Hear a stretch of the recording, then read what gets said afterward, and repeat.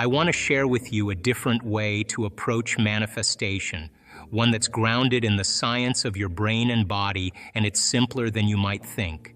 When it comes to manifesting the impossible, many of us get caught up in the effort, the struggle, and the worry. But here's a powerful truth. Sometimes the most profound changes happen when we just relax and allow. First, let's talk about the brain. Your brain is a reflection of everything you've experienced up to this point. It's a mirror of your environment, your past experiences, and the emotions you've felt. When you feel the same emotions every day, it usually means nothing new is happening in your life. You wake up, you think the same thoughts, and you feel the same way. If you're stuck in this loop, it's a sign that your brain is operating in the past. Now, if you believe that your thoughts can shape your future, then you need to understand that as long as you're thinking with the same emotional states, you're just reinforcing the past.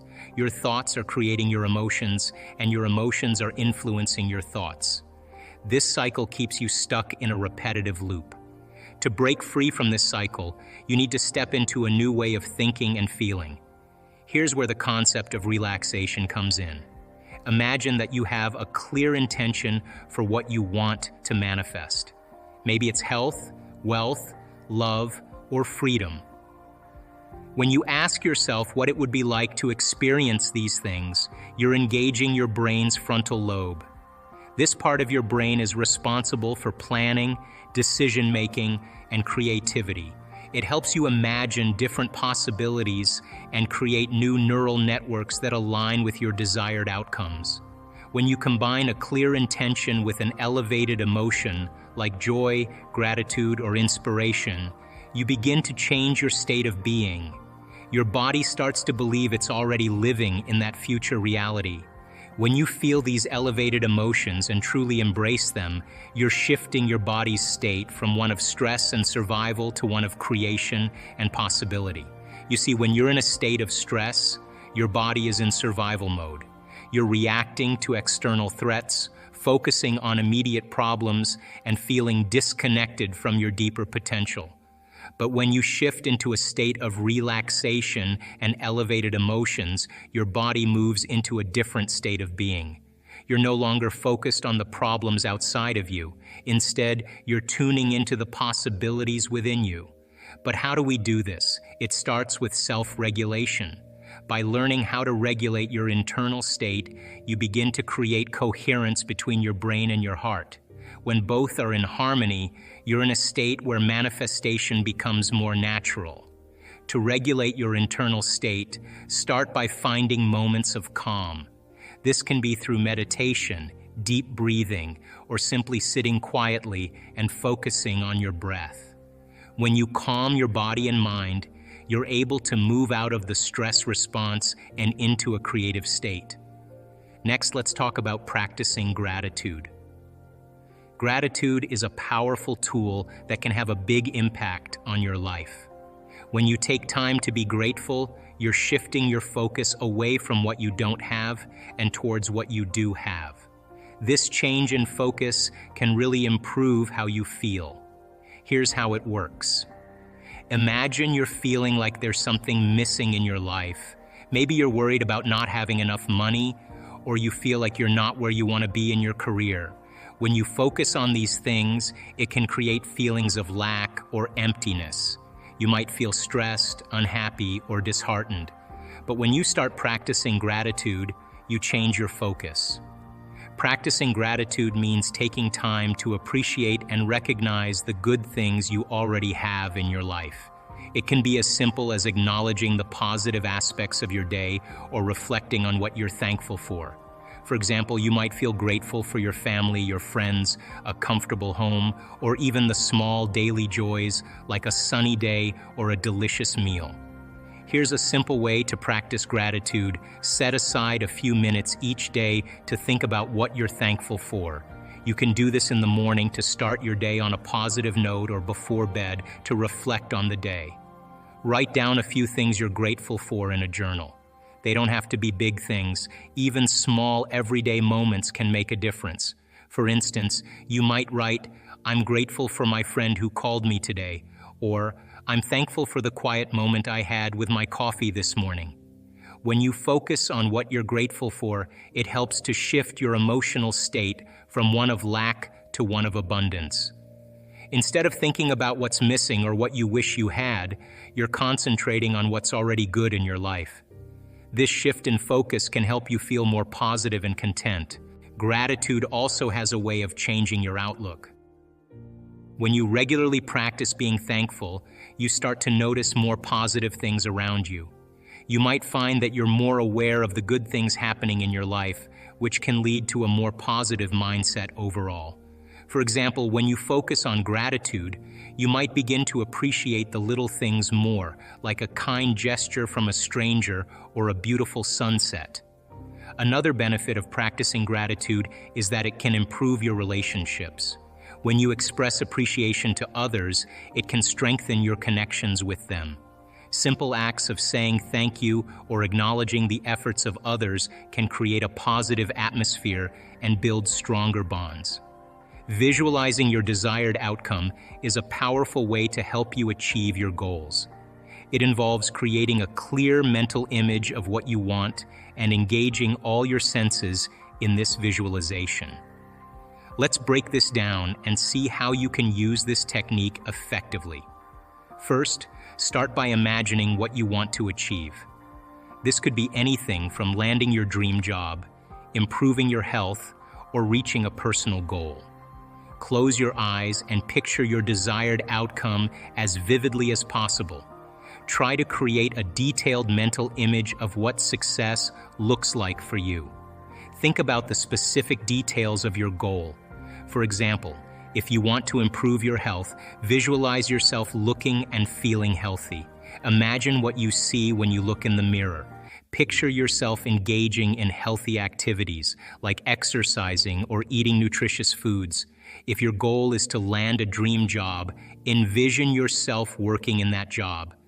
Imagine your new workspace, the tasks you're doing, and the people you're interacting with. Engage all your senses in this process. Don't just see the outcome in your mind. Also think about what you would hear, smell, touch, and even taste. For example, if you're visualizing a new job, imagine the sounds of the office, like the chatter of colleagues or the hum of a computer. Picture the feel of the chair you'll sit in, the texture of the desk, and the environment around you. If your goal involves a new experience, think about how it would feel emotionally and physically. Feel the emotions associated with achieving your goal. Emotions play a big role in visualization. When you imagine achieving your goal, let yourself feel the happiness, excitement, or satisfaction that comes with it. For example, if you're picturing yourself in a successful career, feel the pride and joy of your accomplishments.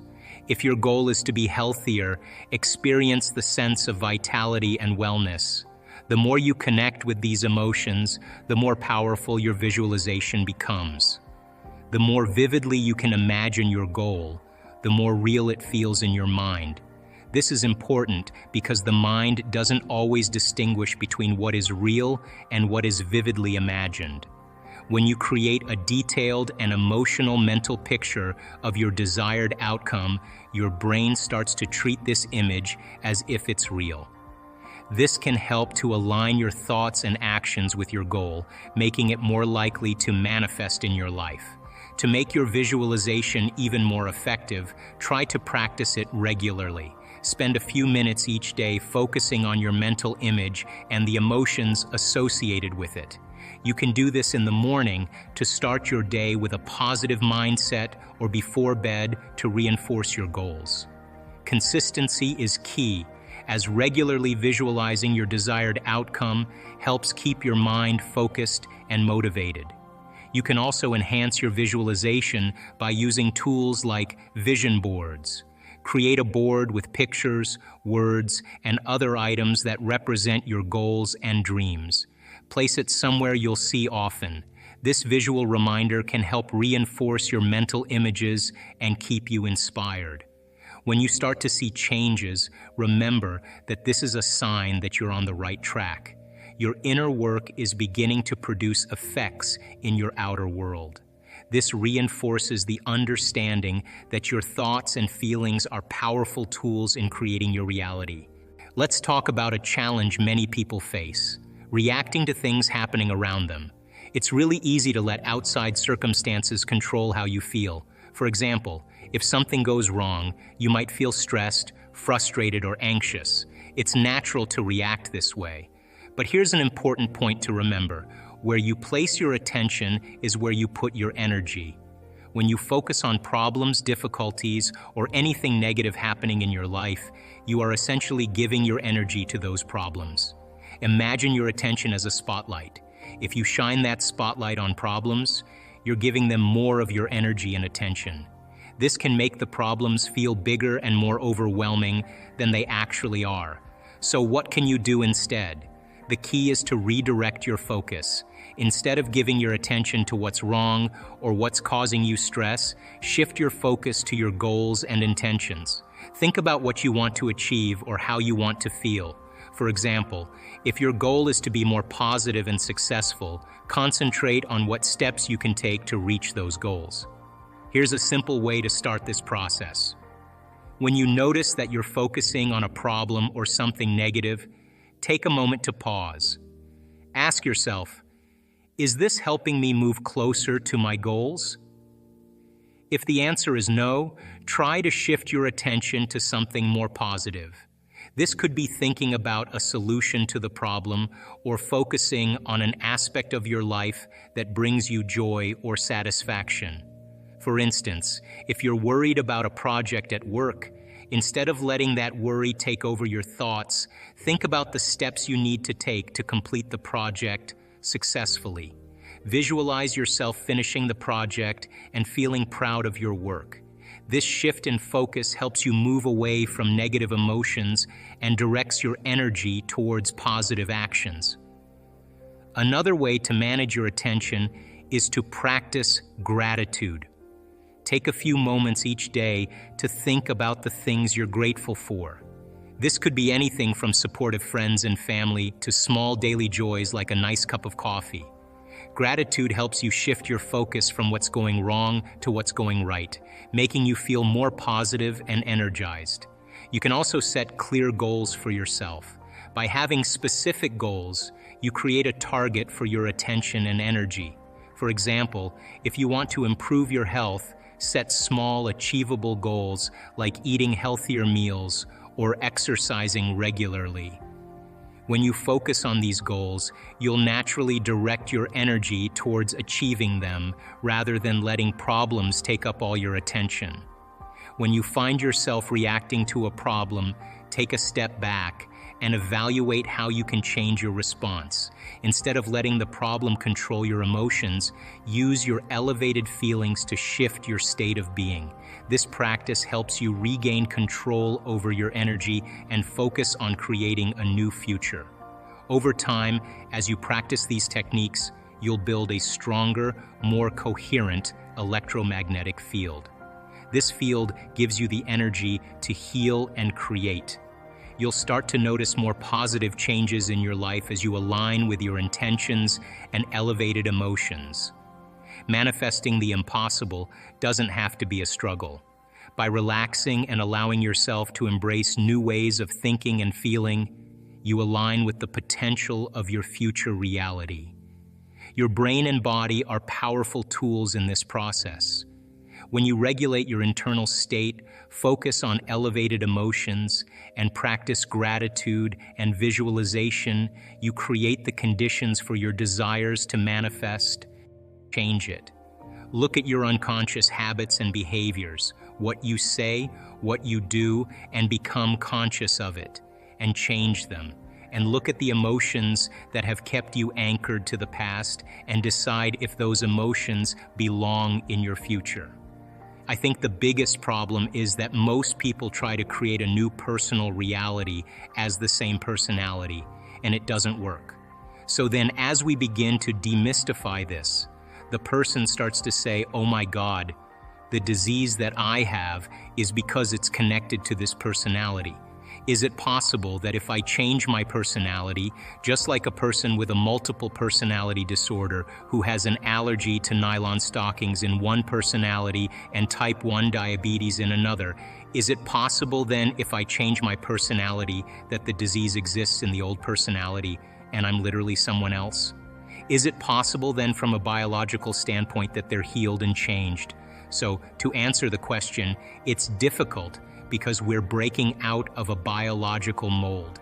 It's difficult because most people don't know that they have within their reach all the tools to do it because they have, number 3, been conditioned on some level to believe that the new hairstyle or the new type of beer they're going to drink or the sports car or whatever it is going to change their state. And that's the hypnosis.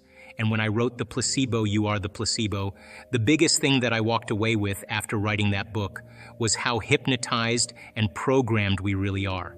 And that's bothered me ever since I wrote the book, because people watch things in their external environment and they accept, believe, and surrender to that information without any analysis, and they're programmed. And so when you and I start waking up and say no to those programs, and we start to think that we're maybe a little bit more unlimited than we're given credit for, and it's not driven for profits or self-interest, but when people start to wake up and say, hey, you know, I healed myself of this condition, I healed myself of Parkinson's, I healed myself of lupus, I healed myself of cancer, I healed myself of rheumatoid arthritis, I've healed myself of chronic pain, I healed myself of food allergies. Hey, yeah, I was abused as a child. Yeah, that's right, I was beat up by a violent father, and I lived in vulnerability and fear for the last 25 years. But that fear has signaled the wrong gene, and I developed this genetic condition. It's not enough to just have a clear intention, because clear intentions have very little effect on the nature of reality. Most people don't know that they're moving in and out of the quantum field 7.8 times per second, that you're vibrating in and out of the field all the time, and every time you leave, you disappear, and when you come back, you disappear into that field of information, and you come back with information. But if you go out as the same person, you don't bring any new information back. Are you with me? If you look at quantum physics, the physics of possibility, it's really talking about the spiritual aspect of ourselves, because you couldn't explain a miracle, you couldn't explain a biological process, you couldn't explain a simple healing of a cut at this point without understanding the quantum model of reality, and that there are particles, which are matter. It's you and I and everything in this physical world. And then there's energy, and that energy has a consciousness, it has an awareness, and that energy is a field of information that we are an extension of, that we have access to, and that we spend so much of our life looking outside of ourselves instead of looking inside of ourselves, and that we are really conditioned to look just for particles and matter instead of energy and information. And truly, when people reach the end of their beliefs or they're facing crisis in their life, that's the moment they start to turn within and start to ask the bigger questions. And if you were astute enough to look at this in moments of contemplation, if you were wanting to hide God anywhere, it would be a good place to hide. It would be within the human being, because everybody's looking outside of themselves, and we look for reasons to change and regulate our emotional states. You know, we think that things and people and external things will really fulfill emotions that we're trying to change within us, and that truly when we start to really investigate who we are and look to see how we do that and demystify it, I think once we start to demystify it, it can become a skill.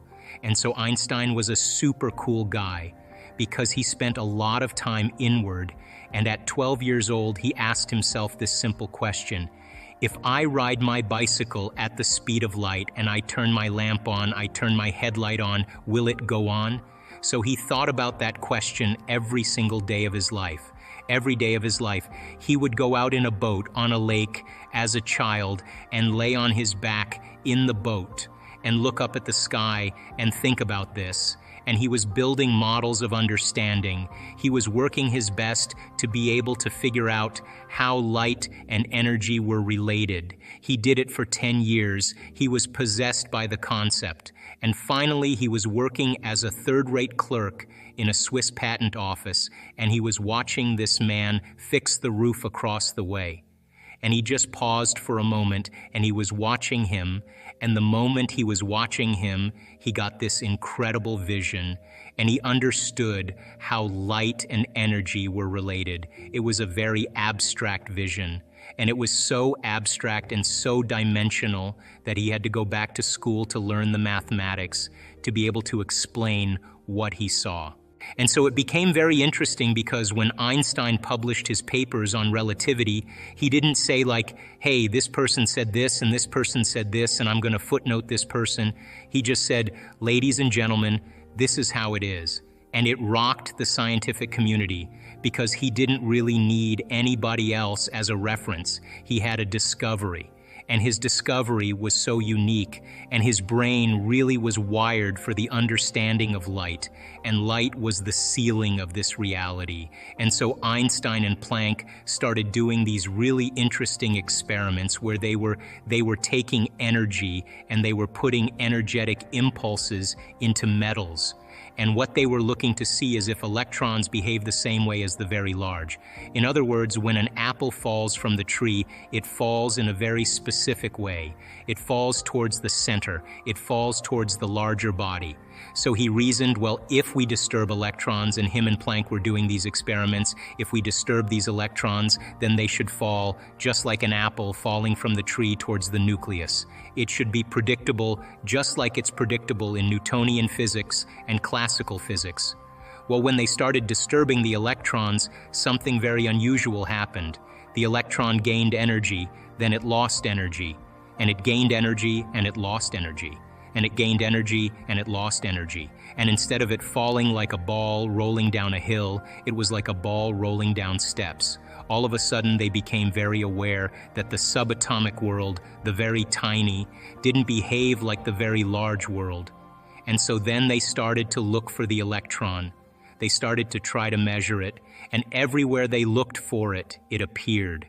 And when they turned their back on it and they no longer looked to measure it, it went from a particle that collapsed, called collapsing the wave function, back into energy. Now, this was a revolutionary moment because this meant that subjective mind, your mind has an effect on the objective world. That mind and matter are somehow correlated. And so this birth of quantum physics came along. And this quantum physics experiments say that you cannot do a quantum physics experiment without an observer around. In other words, a mind always has to be present because it will influence the outcome. You with me?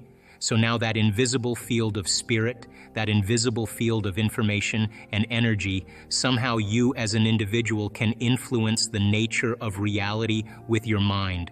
So now Einstein had a lot of trouble with this because he said God doesn't play dice and it doesn't work like this, but his brain was wired for light.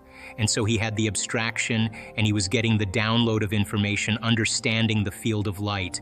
And the quantum physicists were saying, well, actually, there's a field of information beyond space and time, beyond light, where everything is unified. You can take two photons that have been somehow related in a specific atom and shoot them to the opposite ends of the universe. And the moment you affect one photon at the exact same time, the other one is affected. So they were being connected or affected in a realm faster than the speed of light. In other words, it would take time if you affected one for the other one to be affected. But if they were beginning to be affected at the exact same time, they were connected in a realm beyond physical reality. Are you with me? And so when the movie What the Bleep came out, and we basically made an effort to show that your mind has an effect on reality, and that in order for you to begin to change your reality, you got to change your mind and change the way you live your life. And we wanted people to become inspired by the process of creation, really give it a shot.